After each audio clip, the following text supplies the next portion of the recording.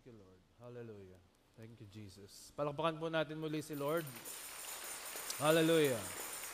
Panginoon, we offer to you our lives. Thank you for being the reason kung bakit po kami naririto ngayon 2024, that we are full of hope, full of energy, and Lord, punong-puno kami ng pananampalataya na ngayong taong ito will be our best year ever.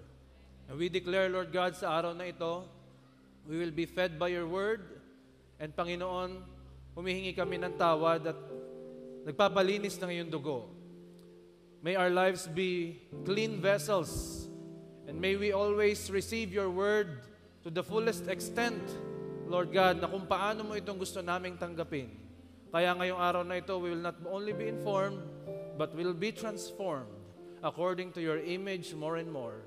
At hayaan mo, O Diyos, pagpalain mo po ang lahat ng mga kapatiran na naririto, and even those who are listening and watching online. Panginoon, umaasa kami ng new thing and big thing na gagawin mo ngayong araw na ito. We offer to you our lives. We declare the victory of Jesus and the defeat of the devil in our midst.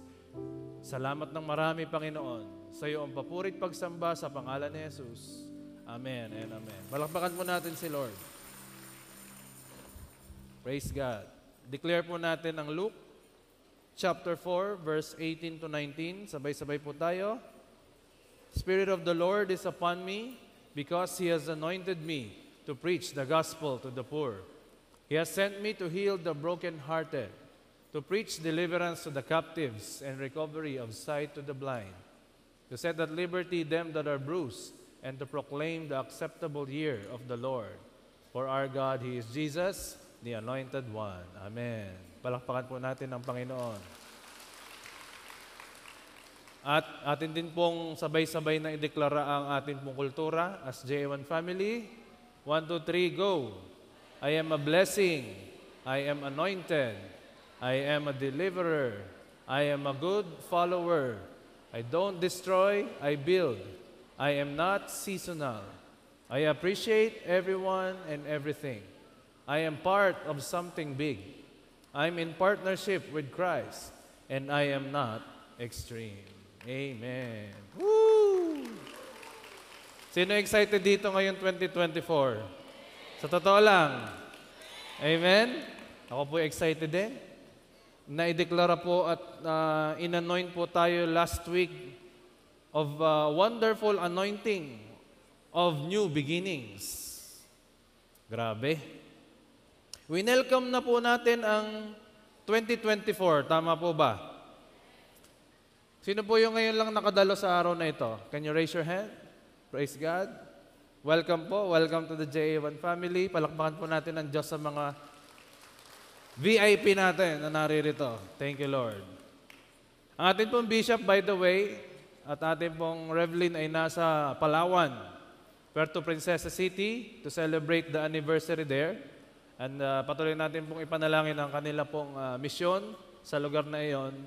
And pati po ang ating mga services worldwide, patuloy din po nating isama sa ating prayers. Okay, welcome na po natin ang 2024. Pero ito, aminin po natin, hindi pa tayo nagpapaalam ng lubusan sa 2023. Parang yung relasyon ng iba, walang closure. Pwede ba bigyan na natin ng closure ang 2023? Yung iba, binabalik-balikan pa rin yung mga panghihinayang at regrets noong 2023. Naririnig pa rin natin yung mga salitang, sayang. Sana pala, siya na lang ang pinili ko. Hindi sana ako umiiyak ngayon. Sayang. Sana pala tinanggap ko na yung offer sa aking trabaho. Sayang na pala hindi ko na lang binili. Hindi ko rin pala magagamit. Kapatid, wag mo nang balikan yan, please. Iwanan mo na sa 2023 yung mga hindi nangyari. Sa totoo lang po, hindi naman po talaga sayang, kundi sadyang inalaw ng Diyos na hindi mapasa iyo. Hanggang ngayon, meron pa po sa atin, hindi pa rin po talaga natin matanggap na talagang wala na po si Daniel Padilla at Catherine Bernardo. Aminin ninyo, hanggang ngayon, hindi pa rin kayo nakaka-move on. Hanggang ngayon, iniisip pa rin natin kung talaga bang ang reason ng hiwalayan ni Richard at ni Sarah ay si Annabel Rama. Yan po ang limit kong nakikita sa social media ngayon. Pinag-uusapan kung sino ba talaga ang dahilan. At dun sa una kong nabanggit, laging sinasabi, sayang naman ang 11 years. May word po ang Diyos sa atin ngayong umaga. Are you ready? In Isaiah chapter 43 verse 18 to 19. Malimit po natin itong naririnig, pero ngayong araw na ito, we will have a clearer and brighter perspective of this word. Isaiah 43 verse 18 to 19, New King James Version.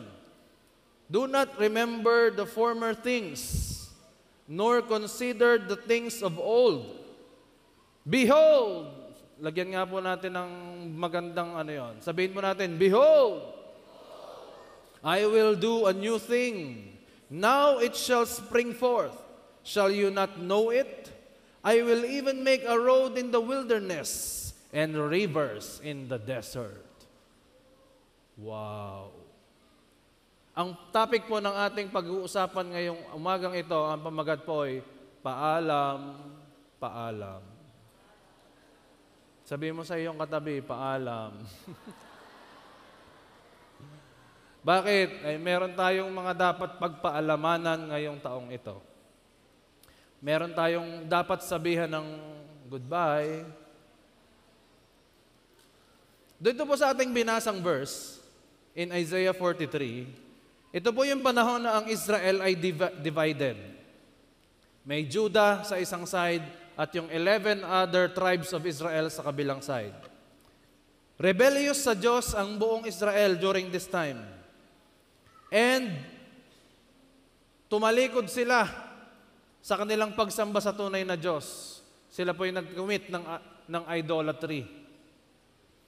So Isaiah was appointed by God to prophesy and preach to the nation of Israel sa mga panahong ito. Kaya kung mababasa po natin ang book of Isaiah, beginning chapter 1 hanggang 39, ito po yung scope na kung saan pinapakita ng Diyos ang judgment at warning niya para sa Israel. Ano daw? Judgment and warning. Mula chapter 1 hanggang 39. Then beginning chapter 40 to 66, this is the message of hope and promises and covenant of the Lord sa buong Israel. May judgment and may warning sa simula. Sa huli, laging mayroong pangako, covenant, and hope na ibinigay ang Diyos through the life of Isaiah. If we read actually Isaiah chapter 43 verse 1, sabi mo dito, Israel, the Lord who created you says, do not be afraid. I will save you. I have called you by name. You are mine. Natatakot po ang Israel, kaya po sabi ng Diyos, do not be afraid. Saan sila natatakot? Kasi aatakihin po sila ng isang napakalaking army. Ang tawag po ay ang Assyrian army. Aatakihin po sila nito. At napakarami at alam nilang sila'y dehado. Kaya sila natatakot.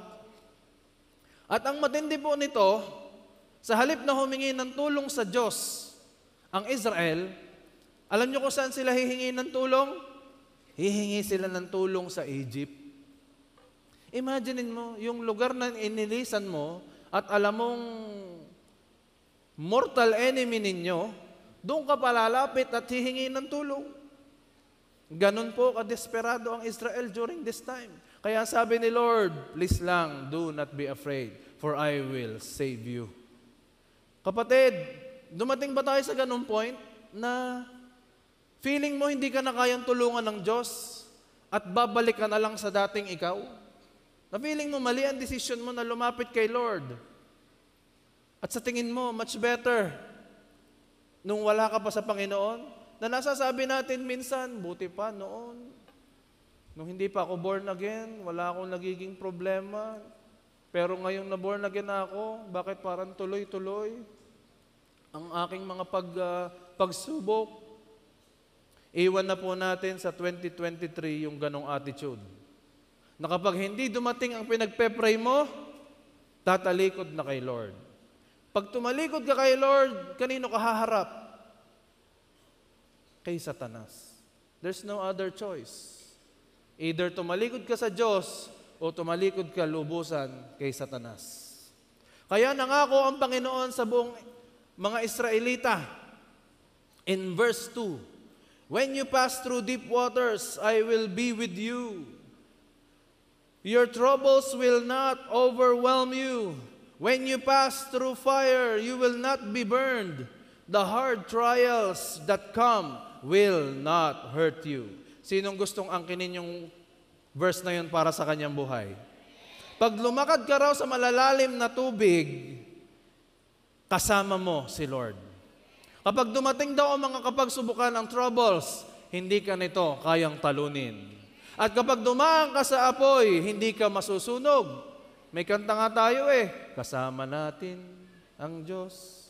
Di ako mangangamba, di ako mababalisa, kasama natin ang Diyos. Dahil dumaan man ako sa ilog, di ako malulunod. Dumaan man ako sa apoy, di ako masusunog. Kasi kasama natin ang Diyos. Yeah, yeah, yeah. Amen? Palakpakan natin si Lord. Kaya tama ho ang ating bishop na pagka may mga pangako ang Diyos, kantahin mo. Kahit mukhang hindi kanta yung ginagawa mo. Okay.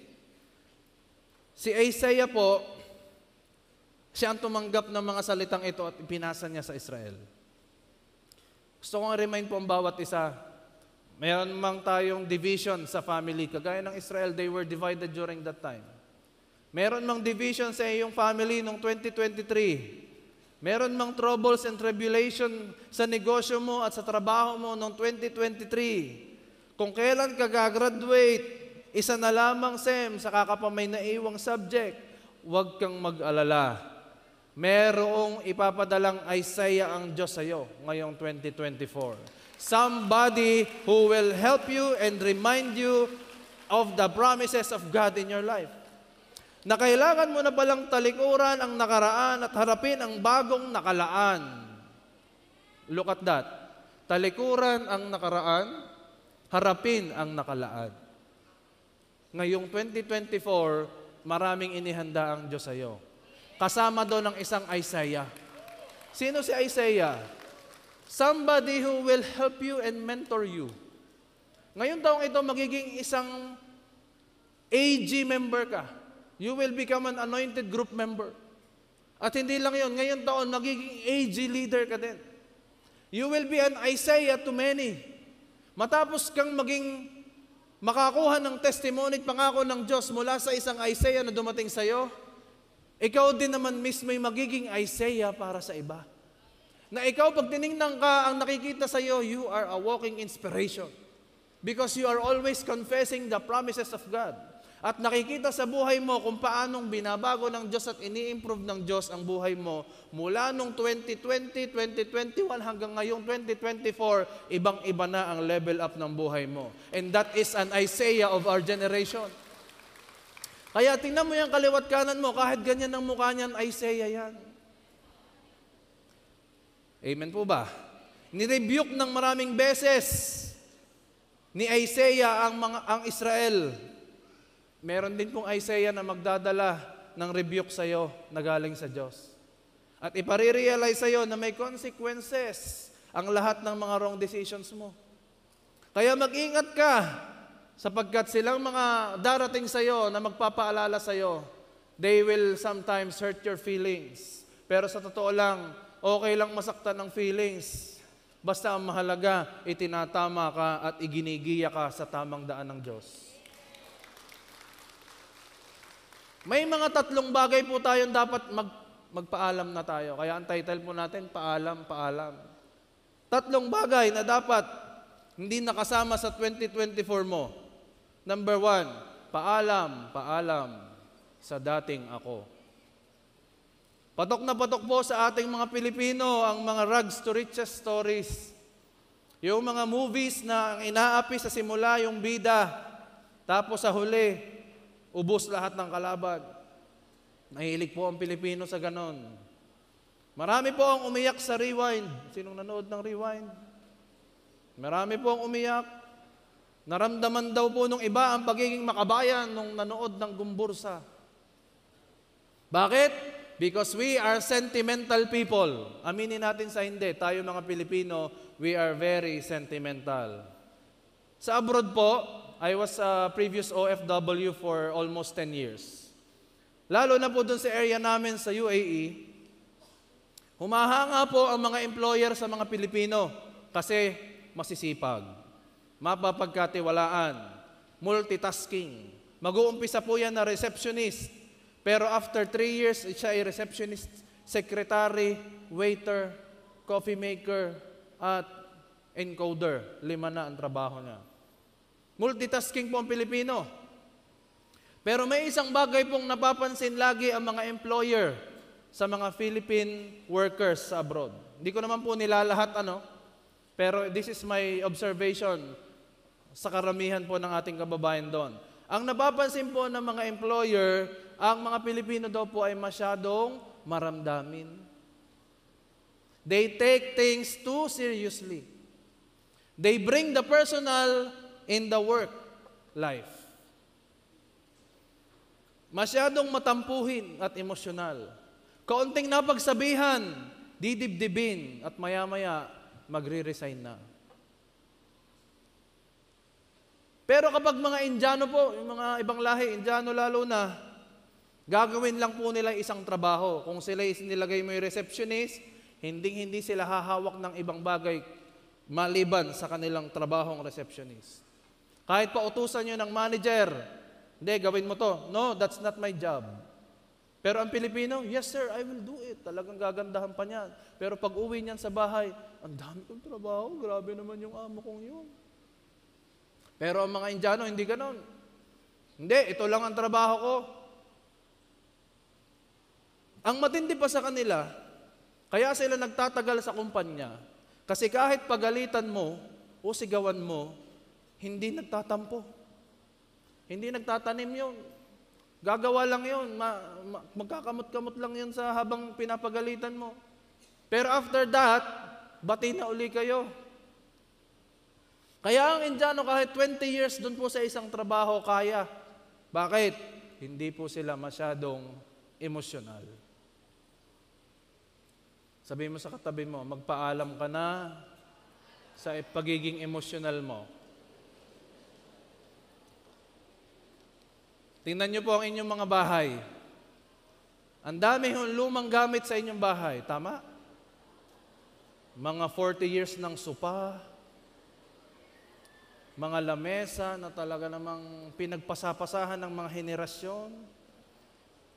Sabi pa nung pinaka lola doon, wag na wag niyong gagalawin yan. Yan ay bigay pa sa akin ng lolo, ng lolo, ng lolo, ng lolo ko. Masyadong may sentimental value yan sa akin. Kahit pa tinatambayan na ng alikabok at agiw, sasabihin pa rin, huwag niyong gagalawin. May sentimental value yan ng inay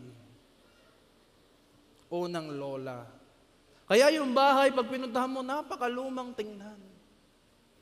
Pati yung nakatira, mukhang luma ang itsura. Bakit? Ay lahat na nakapaligid sa kanya ay luma. Paano ka tatanggap ng bago kung nakahawa ka pa rin sa luma? Sabi sa katabi, bitawan mo na yung luma.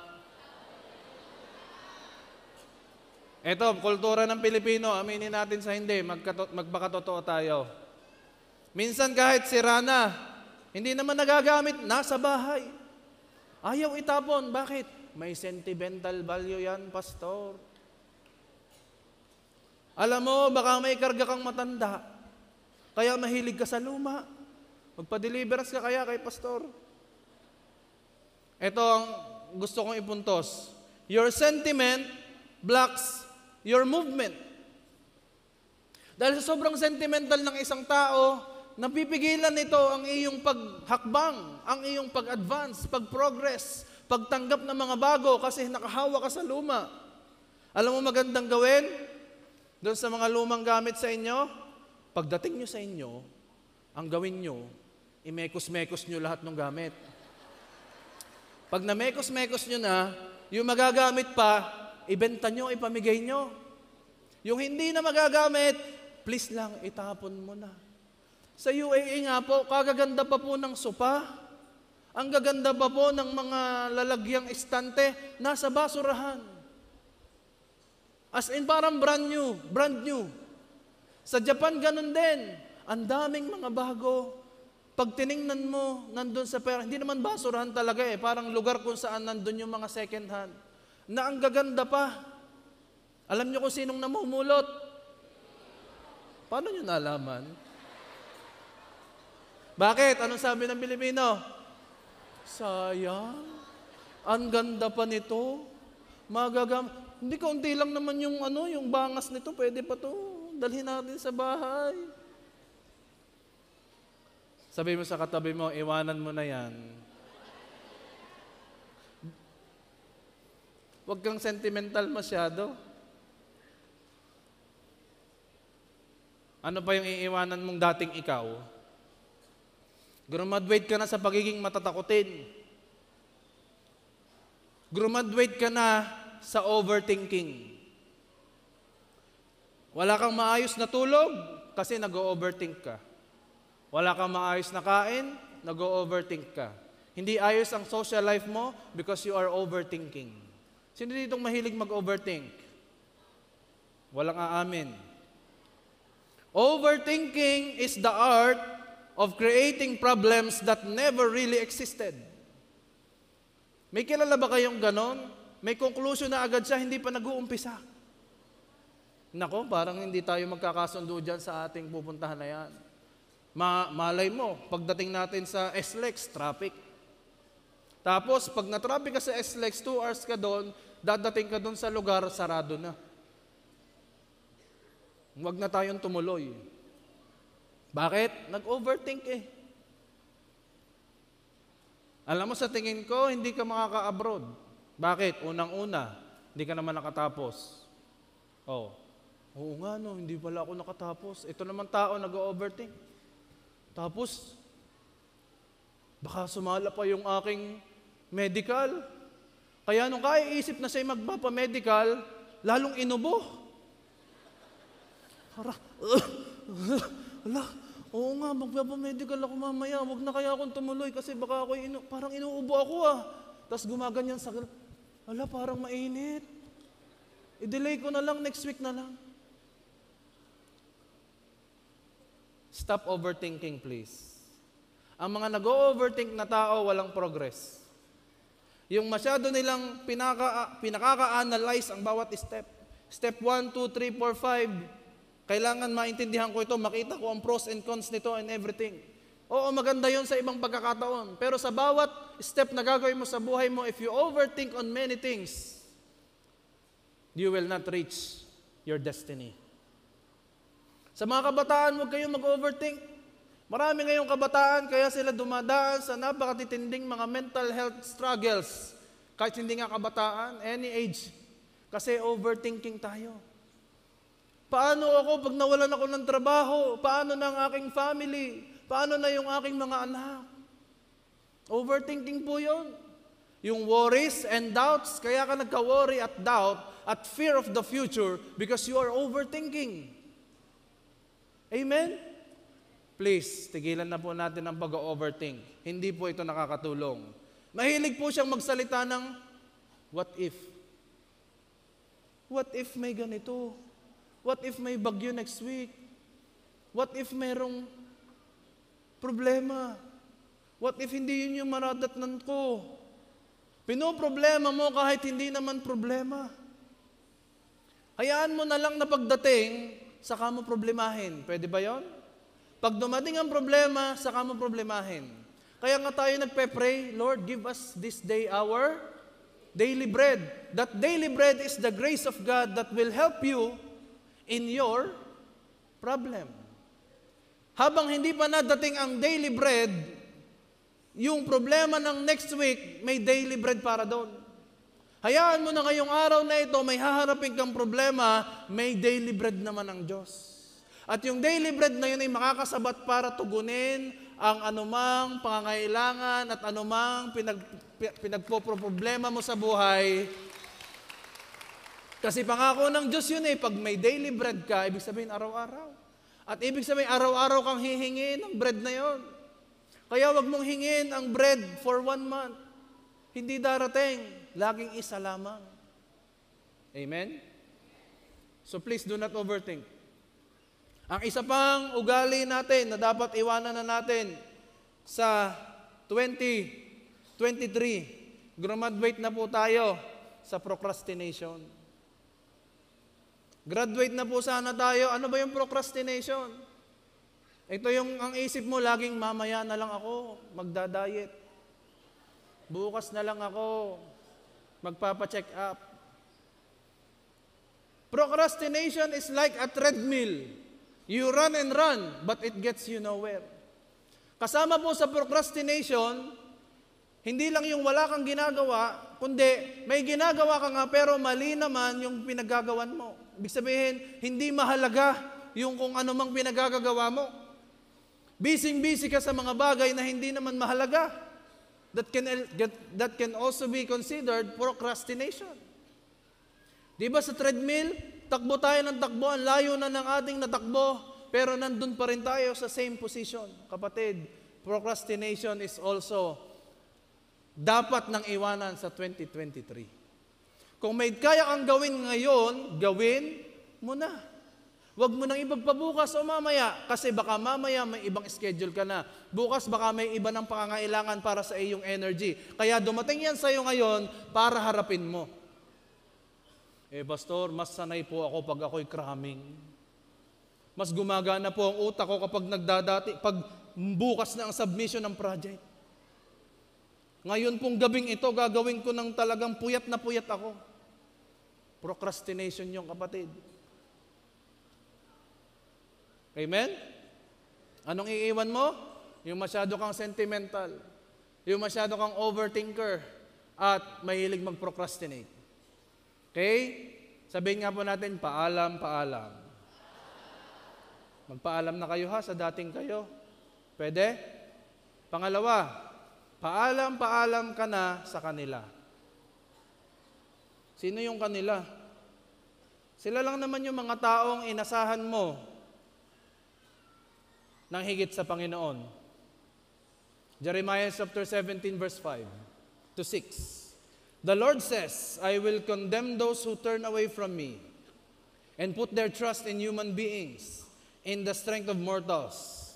He is like a bush in the desert, which grows in the dry wasteland, on salty ground where nothing else grows, nothing good ever happens to him. Imaginein po ninyo, sabi ng Panginoon sa mga taong doon umaasa sa kapwa-tao, wala daw po siyang magandang kahahantungan sa buhay.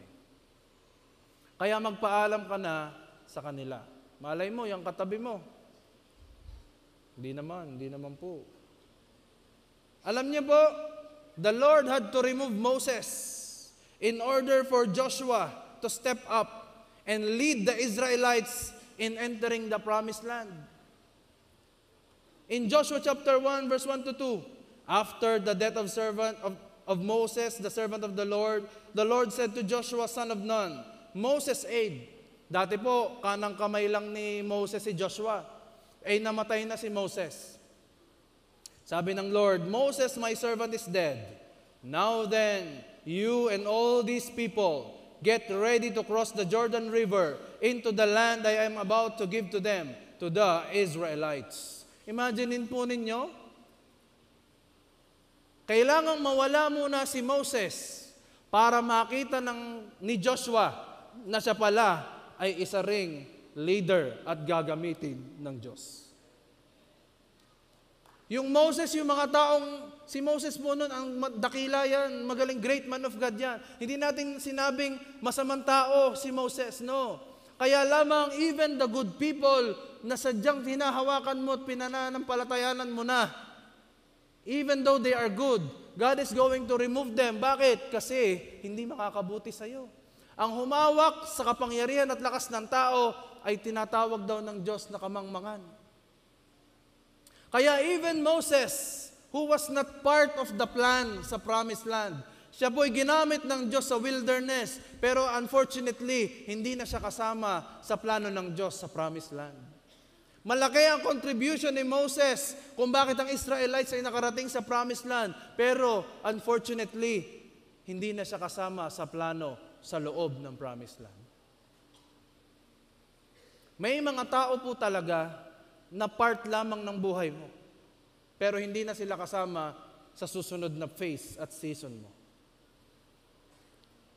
Maliban lang yan sa iyong asawa. Yan talaga, anumang season ng buhay mo, kasama mo na yan. Huwag mong iisipin yun, sabi ni Pastor, may part daw ng buhay kung hindi ko na siya kasama. Sabi mo, lagot ka. Eh, hindi asawa ang tinutukoy ko. Ang asawa, may kontrata yon, habang buhay na yon. May covenant yun kay Lord. Ang mga anak, for a season, kasama natin. Pero darating ang time, may kanya-kanyang buhay. Ang mga magulang, for a season, kasama natin.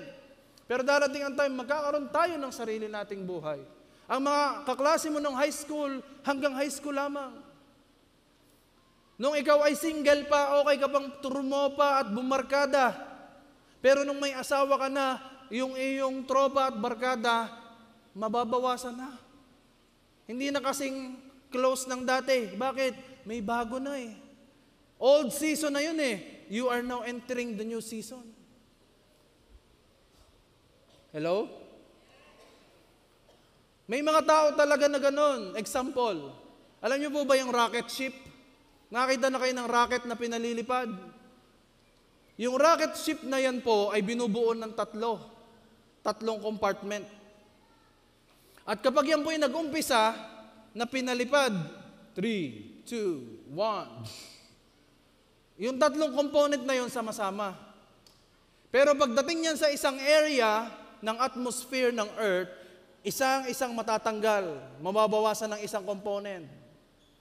Pag tumaas pa uli siya, matatanggal na uli yung last component at ang maiiwan na lang doon sa pinakamataas na area ay yung mismong rocket. Nalaglag na yung dalawa. May mga tao talaga na kasama mo sila sa simula. Pero habang tumataas, nagiging burden na sila. Kaya kailangan na silang alisin ni Lord. Let me explain. Hindi ito masasamang tao ha. I'm not talking about evil people. Sometimes these are people who are helpful to you when you were starting. Kaya lang, ang Diyos, sabi niya, hindi na kayo part ng kanyang buhay kasi you may be a burden now. Kaya matatanggal yung isa, makakataas uli, matatanggal uli yung pangalawa. Kaya pansinin ninyo, may mga tao sa buhay po ninyo, dumarating, umaalis. Pag dumating sila makakatulong, maya-maya, mawawala. Hindi nyo alam sila'y padala lang ng Diyos for a certain time para kayo'y i-prepare sa inyong malakas at mataas na destiny. Sadyang hindi sila permanenteng makakasama mo. Sadyang ang mga teachers ay for a span of time, kasama lang ng mga estudyante. Hindi sila sasama hanggang sa wedding, hanggang sa sila'y tumanda at maging adult. No. There will be people in your life who will be there at a certain period. Kaya wag mo nang pilitin na sila'y isama pa sa 2024. Sometimes you have to let go of them. Let go of these people who are pinipigilan kayong umangat, pinipigilan kayong sundin ang Panginoon, pinipigilan kayong tumingin sa pangako ng Diyos. Usually these are people who are already helping you in the past. Kaya minsan ang hirap nilang bitawan. People who were with you in the wilderness might not be there with you in the promised land. Moses was there in the wilderness, but he was not there in the promised land. Bakit? Magre-raise na si Lord ng panibagong leader. Bukod sa matanda na si Moses, sabi ng Diyos, Moses, you did your part. Ginawa mo na ang kung anong purpose mo, kung bakit kita nilikha. Kaya hanggang dito ka na lang. Now, Joshua, pasok sa eksena. Ikaw naman ang gagamitin ko sa Israel. Hindi dahil masamang tao si Moses, kundi sadyang hindi na siya kasama sa plano. Kaya pag may inalis ang Diyos sa iyo, na mga taong inaasahan mo, at sa tingin mo ay nagdala sa iyo sa mga matataas at mga malalayong lugar na hindi mo kayang mapuntahan kung wala sila, aalisin po sila talaga minsan ng Diyos kasi they are not part of your promised land. Are you getting me? Hindi lahat ng tao ay mag-i-stay sa iyo except sa asawa mo. Hindi na rin bagay sa iyo ang Mobile Legends kasi mas bagay na sa iyo magtimpla ng gatas at magpalit ng diaper. Tandaan po natin, what God has prepared in the future is always better than what you will leave behind. Kung ano man ang pinrepare ng Diyos sa future mo, ay siguradong mas maganda kaysa sa iiwanan mo. Kung ano man ang iiwanan mo, sa tingin mo yung maganda yon, pues, iwan mo lang yan kasi mas maganda ang future mo. Amen? Yung mga nang iwan sa'yo sa 2023, hindi ka talaga nila iniwan. Inalis sila ni Lord. Kasi nakita ni Lord na hindi sila part ng iyong future. Why? Because this connection is a promotion in disguise. May mga dinidisconnect ang Diyos sa'yo in order to promote you. Kaya I'm not saying na layuan mo yung mga taong tumulong sa'yo. No, it's not what I'm saying. Ang sinasabi ko, hindi na sila magiging kapartner mo kagaya ng nangyari noong 2023. Hindi na ganoon sa 2024. Because the Lord is going to put you to other connections. At kapag nananatili silang nandun, mapipigilan kang pumunta sa mas malalayo at mas marami pang mga lugar. Disconnection is promotion of the Lord in disguise. Joshua chapter 1 verse 3 to 5. Ito ang pangako ng Diyos kay Joshua. Kasi wala na si Moses. Sinecure niya naman si Joshua. Sabi niya, I will give you every place where you set your foot as I promised Moses. Kung paanong nangako si Lord kay Moses, same promise ay sumasama kay Joshua. Your territory will extend from the desert to Lebanon and from the great river, the Euphrates, all the Hittite country to the Mediterranean Sea in the west. Verse 5, no one will be able to stand against you all the days of your life. As I was with Moses, so I will be with you. I will never leave you nor forsake you. Kaya ikaw ngayon, pumapasok ka sa iyong promised land at pangako ng Diyos sa iyong promised land ay ito, ano man ang maapakan ng iyong paa ay iyo. Ano man ang matuntungan mo ay naklaim mo na para sa Panginoon. Kaya pagka tumungtong ka sa isang lugar at sabi mo sa sarili mo, Lord, gagamitin mo ako sa lugar na ito, pues sabi ng Panginoon, magiging iyo yan. Mag-e-expand ang iyong territory. Kung iisa ang branch ng negosyo mo ngayon, well, next year, tapakan mo yung sunod na branch na gusto mo, magkakaroon ng branch doon. Kung gusto mo ng mas magandang increase sa iyong sahod, well, tapakan mo ang iyong opisina ng iyong boss at sabihin mo, Boss, alam ko ngayong taon. Hindi mo kaharap yung boss mo, ha? Nagde-declare ka lang kasi sa bawat matapakan daw ng paa mo ay ibinibigay na sa iyo ng Diyos. Do you believe? At wala daw makakalaban sa kanya sa buong buhay niya. May makakalaban pero ibig sabihin, walang makakatalo. Kung paano ko sinamahan si Moses, ganyan din ang pagsama ko sa iyo, according to the Lord, sa buhay ni Joshua. Sinong gusto yon? Say hallelujah. Pinangako ni Lord kay Joshua, I will be with you as I was with Moses. Hindi po ito nangangahulugan na kung anong ginawa ni Lord kay Moses, ganun din ang gagawin kay Joshua. Ang sabi na lang ng Diyos, kung paano ko sinamahan si Moses, ganun rin kita sasamahan. Pero hindi niya sinabing parehas ang gagawin ko sa inyong dalawa. Bakit? Nakita po natin hindi nakapaghati ng Red Sea si Joshua. Hindi nakapagpalabas ng tubig si Joshua sa isang bato matapos itong tuktukin. Hindi nakagawa ng 10 plagues si Joshua, si Moses lang po. Pero tingnan naman natin, hindi rin naman nagawa ni Moses na pigilan ang paglubog ng araw. Hindi rin naman nagawa ni Moses na pabagsakin ang pinakamatibay na wall during that time, which is the Jericho, sa pamamagitan lamang ng sigaw. Hindi nagawa ni Moses yon. Ano ibig sabihin? We have the same God, but there is always a unique move of the Holy Spirit in you. Hindi mo pwedeng sabihin, Lord, kung anong ginawa mo sa kapitbahay ko, gano'n na rin ang gawin mo sa akin. Hindi, kasi ang gagawin sa iyo ng Diyos ay iba at dakila kaysa sa iba. Hindi pwedeng pare-parehas ang gagawin sa atin ng Diyos. Yung pagsama sa iyo ng Diyos, pare-parehas yun. Kung paano sinamahan ng Diyos si Abraham, si Moses, si Paul, lahat po ng nabuhay sa panahon in the Bible, kasama rin po natin ang same God na yon. Pero iba-iba ang move of the Lord in every season, in every generation, in every situation. Amen? Huwag po nating asamin ang kilos ng Lord sa ating katabi.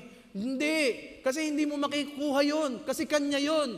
Meron kang iyo. At ngayon 2024, tatanggapin mo yung sariling iyo. Unique. At sasabihin mo, kailanman ay hindi mo pa nakita yung ganon. Because it is for you alone. Ang ginawa sa iyo ni Lord noong 2023, hindi kagaya ng gagawin niya sa 2024. Kasi sabi nga natin, it is always better.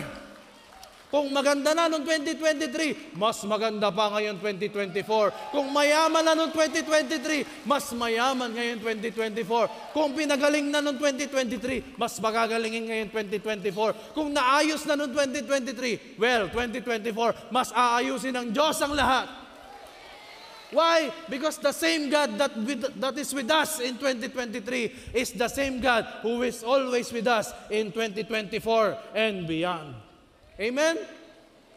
Sabihin po natin, God will never leave me, nor forsake me. Woo! Ako'y excited dito eh. New beginnings. New thing ang gagawin ng Diyos. Woo! Pangatlong bagay, huli na po ito, na dapat magpaalam ka na. Paalam na sa mana. Paalam na sa mana. Ano yung mana? Paki-flash nga natin dyan. Di po ba nabuhay ng matagal sa wilderness ang mga Israelita? At ano ang nagpakain sa kanila sa wilderness? Ano nagpakain sa kanila sa wilderness? Sabihin natin, mana. Ulitin natin, sabihin natin, mana. Ang nagpakain sa kanila sa wilderness is the mana. At ito'y araw-araw, tuloy-tuloy. Gigising sila sa umaga, makikita na lang nila doon sa kanilang labas, meron ng mana. Ito po'y tinapay. Walang gagawin ng Israelita kundi manguha na lang ng mana. Tapos dadalhin nila sa bahay. Paggising sa umaga, meron na uling mana. Pero hindi sila pwedeng kumuha ng pang-isang linggo. Kasi sabi ng Diyos, yung sapat lang sa araw na yon ang inyo. Pag kumuha sila ng mas marami, ano nangyayari? Nabubulok yung labis. Pues, pagka ikaw ay nasa wilderness, mana ang para sa'yo. Pero kapag pumasok ka na sa promised land, tigil na ang mana. Anong dadating sa'yo? The overflowing produce. Wala nang limitasyon. Kahit kumain ka ng kumain, pwede kang kumain. Noong mana ang nadating, may limit. Sakto lang. Pero nung makapasok sila sa promised land, hallelujah, wala nang tapos.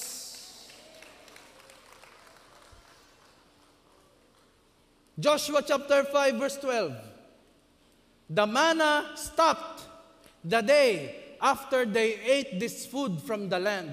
Nung makapasok na daw po sina Joshua and the Israelites sa promised land, tumigil na po ang mana automatic. There was no longer any manna for the Israelites, but that year they ate the produce of Canaan. Alam niyo ba ang produce ng Canaan during that time? Ang isang bungkus na ubas, gaano kalaki? 2 tao po ang nagsusunong ng isang bungkus lamang ng ubas. Hallelujah. Yung dadating sa iyo ngayong 2024, kailangan mo yata ng kausong para lang bitbitin ang overflowing produce ng iyong dinatngang promised land. Tapos na ang panahon na nasa wilderness ka. Kapatid, gusto na ng Diyos, iahon at ialis ka dyan. Kaya pag-abak mo sa promised land, sabi ng Lord, tama na yung sakto lang lagi sa iyo araw-araw. Darating ang time, mag-overflow, land flowing with milk and honey, ang tatanggapin mo. Bakit? Para ikaw mismo yung maging blessing sa iba. Kaya ka naman payayamanin at mag-overflow sa'yo kasi yung lalabis sa'yo, maiitulong mo din sa iba. Kaya ka lalong nalabis kasi lalo kang namimigay. The more you give, the more you receive. Sadyang tumigil na ang mana. Kapatid, kung sanay ka sa sakto lang ng sakto, well, sa JA1 family, pag pumasok ka na sa promised land mo at ito na yung 2024 mo, bigla ka ngayong masasanay sa overflow.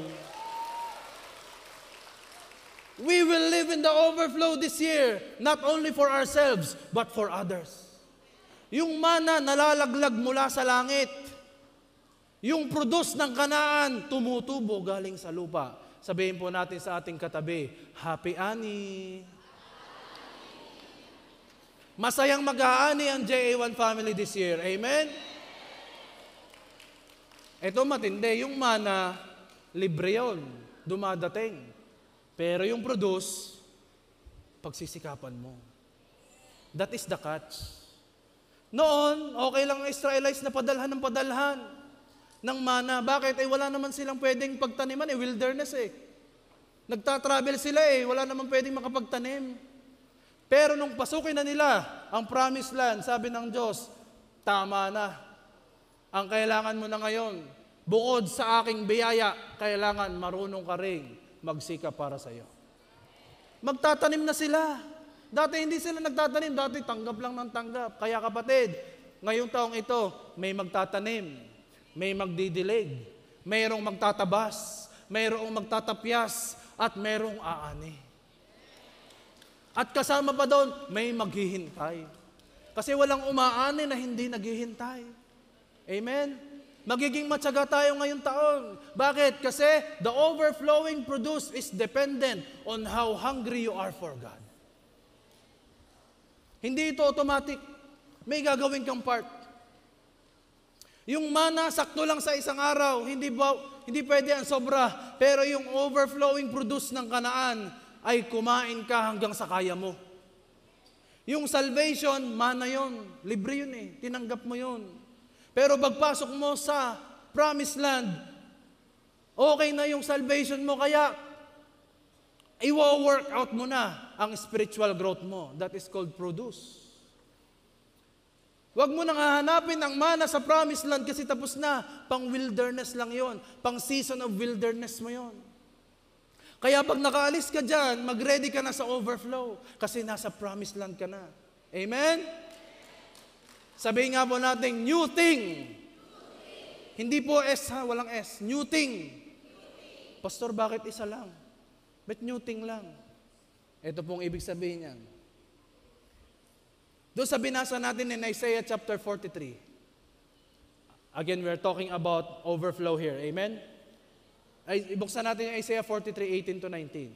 Sabi sa 19, I will do a new thing. But hindi po things. Isa lang. Kapatid, pag tinignan nyo po yan, ang meaning ng thing na yan, in the original scripture, ang ibig sabihin po niyan is a big and grand and amazing and indescribable thing. Kaya isa lamang kasi ikaw mismo hindi mo kayang sukatin. At napaka-ingrande. At hindi mo pa kailanman nakikita. Pero sabi ng Biblia, Kailan darating? Ano sabi? Sabihin natin, now. Laksi. Hindi sa isang taon, kundi ngayon 2024. Now is the year that you will receive the new thing. Na hindi mo daw ito nakikita pa even before. Very unique and very grand na naka-reserve para sa sino mang nasa promised land ngayon. Say hallelujah. Ito yung tipong, kaya nga sabi natin, behold. Kaya pala may salita dong behold. Alam niyo ba yung behold? Sinasabi po ito ng mga magikero. Behold. Pagkatapos ng magic, sasabihin nila, behold. Bakit? Kasi kamangha-mangha yung nangyari. Hindi nakita kung paano nawala yung tao, kung paano nakalusot yung espada doon sa katawan. Kaya sabi ng magikero, behold. Kapatid, nanggaya lang po ang magic. Ang tunay na originator ng behold ay si Lord.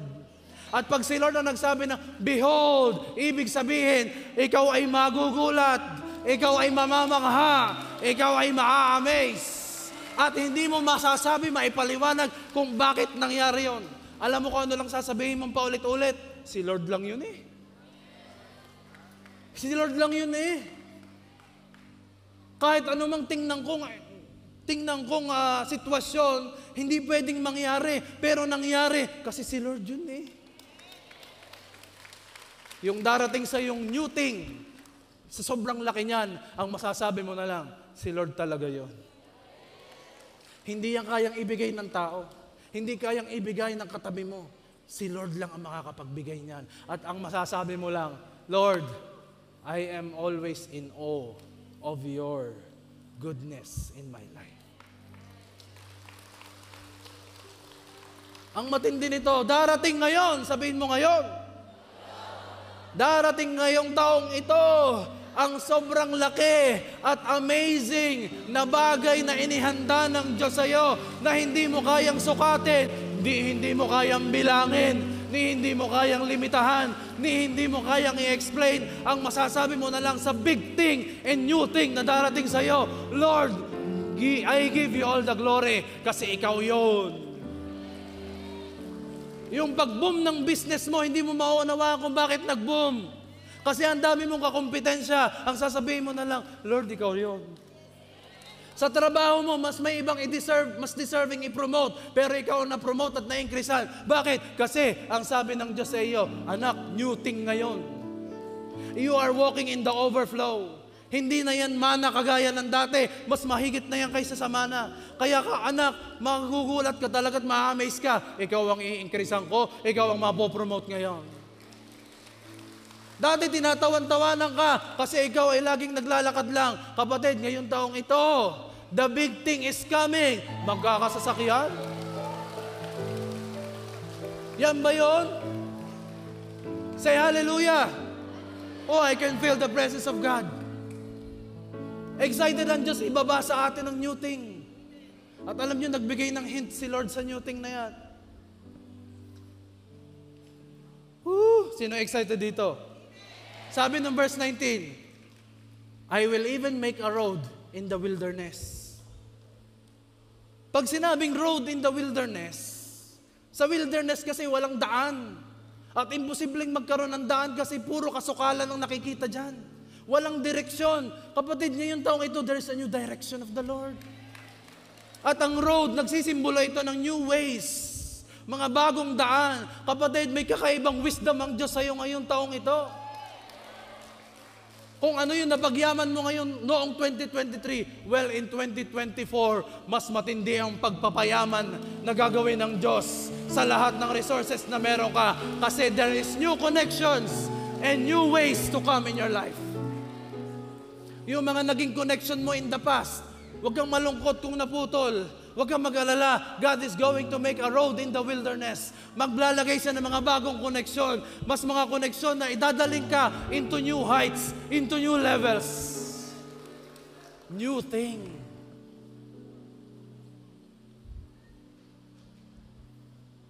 Yung akala mo, wala nang pag-asang gumaling ngayong taong ito. New ways and new wisdom. Road in the wilderness at ang huli, rivers in the desert. Saan ka nakakita magkakaroon ng ilog? Sa disyerto. Si Lord lang yun. Tapos na ang season of spiritual dryness mo. Ngayong taong ito, may renewal and resurrection sa iyong spiritual life. At may kakaibang uhaw ka sa word ni Lord ngayong taong ito. At grabe ang magiging prayer life mo ngayong taong ito. Ang rivers, ang ibig sabihin nito, continuous flow, consistent flow of water. Ngayon mo mararanasan ang hindi lang one time, big time, kundi consistent flow of God's provision. Hindi ito lake na isang buhos lang at nandyan na. Ang darating sa'yo'y dumadaloy, pahaba ng pahaba, palayo ng palayo. Maraming maaabot, mabebless ang mga tao sa buhay mo because you are being the river in the desert. Ang community mo, maaaring desert mo yan. Kapatid, ikaw ang river dyan. Ano ibig sabihin ng river? Lapit na po matapos. Rivers means, kung dati parang roller coaster ang relationship mo kay Lord. Minsan mataas, minsan mababa, tataas, bababa. Hindi na roller coaster ang relasyon mo sa Diyos ngayon 2024. Pumasok ka na sa overflow, season of overflow sa 2024. Ngayon na, parang rocket ship na ang iyong relasyon sa Diyos. Lalampasan mo pa ang atmosphere na ito. You will even go beyond gravity. Hindi ka na halos masakop ng principle ng mundo. Why? Because you have been a river in the desert. And God is going to make many rivers in your desert. Rivers mean consistency ng provision ng Diyos. Hindi matutuyuan ang bank account mo. Magpo-flourish ang business mo. Kahit sa paligid mo, nagkakabawasan ng sahod, nagkakatanggalan, pero sa iyo, may increase, may promotion. Bakit? New thing, rivers, hindi one time, big time. Tuloy, tuloy, tuloy, tuloy, tuloy, tuloy, tuloy, tuloy, tuloy, tuloy, until you are more than enough. And I will leave everyone with this verse. Jeremiah chapter 17, verse 7 to 8. Let's all stand, please. Tayo po'y tumayo. Woo! Sino na-excite dito sa New Year na to? Sa new thing. I will bless the person who puts his trust in me. He is like a tree growing near a stream and sending out roots to the water. It is not afraid when hot weather comes because his leaves stay green. It has no worries when there is no rain. It keeps on bearing fruit. At kapag may fruit, merong harvest. At sabi doon, hindi mahalaga kung umuulan o tagtuyot o may yelo o sobrang init. Ang mahalaga, may bunga ka lagi. All season.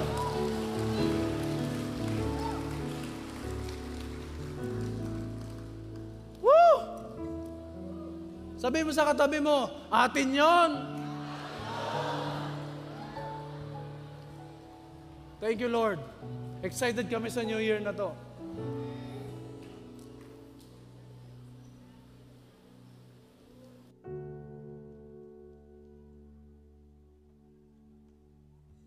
Handang tumanggap ng matindi.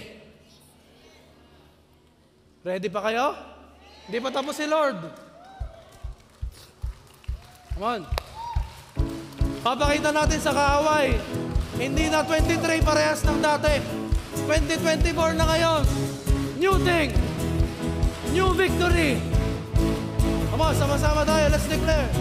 When the wind is blowing down. Come on, J1 people. Broken usually turn around. Come on.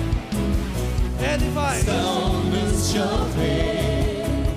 Stand up and praise. Let your faith arise and see His mighty Parating na yan, power. 2024. Come on.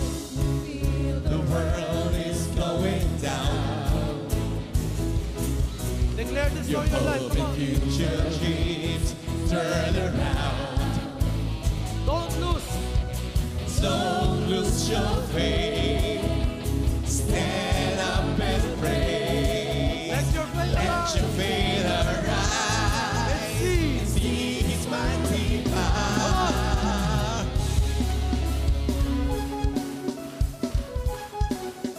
Let's declare. Victory is yours. Victory is yours. Victory is yours. Tanggapin niya. Tanggapin natin. Victory is yours.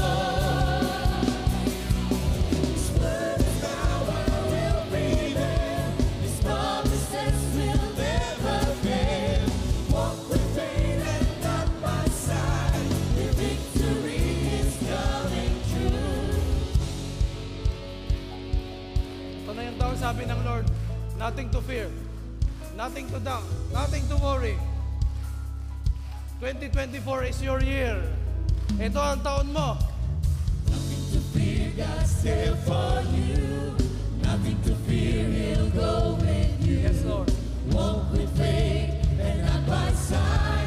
You'll be victorious. Nothing to fear, God's there for you. Nothing to fear, He'll go with you. Walk with faith and not by sight. One more time, say, Victorious. nothing to fear. Nothing to fear, God's there for you. Nothing to fear, He'll go with you. Walk with faith and not by sight. You'll be victorious. Thank you, Lord. Victory is yours.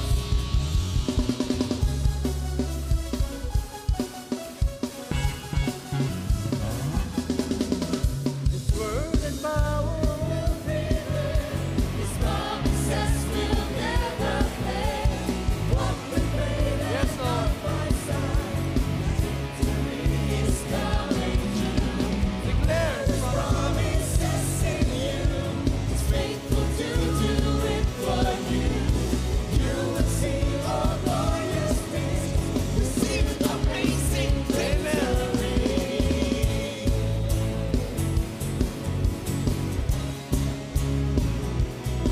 Thank you, Lord.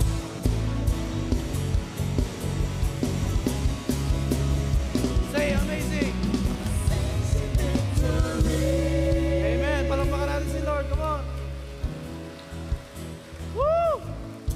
Panginoon, lahat ng mga tao naririto, we are saying goodbye to our old self. And we are also saying goodbye, Panginoon, sa mga taong hindi nakasama sa aming sa plano mo sa amin ngayong 2024. And we are also saying goodbye sa mana. Na-bless kami ng mana. Na-bless kami ng mga taong dinala mo sa amin in the past years. But Lord, we are looking for the new thing na gagawin mo sa amin ngayong taong ito. We declare and decree that this year we will receive the road in the wilderness, the rivers in the desert, and Lord, we will stay in love sa iyo, Panginoon. We will live in the overflow of the produce of the land until we are full in Jesus' mighty name. Bless each and every one, O God, and I declare, walang sino mang JA1 family ang tatalikod sa iyo.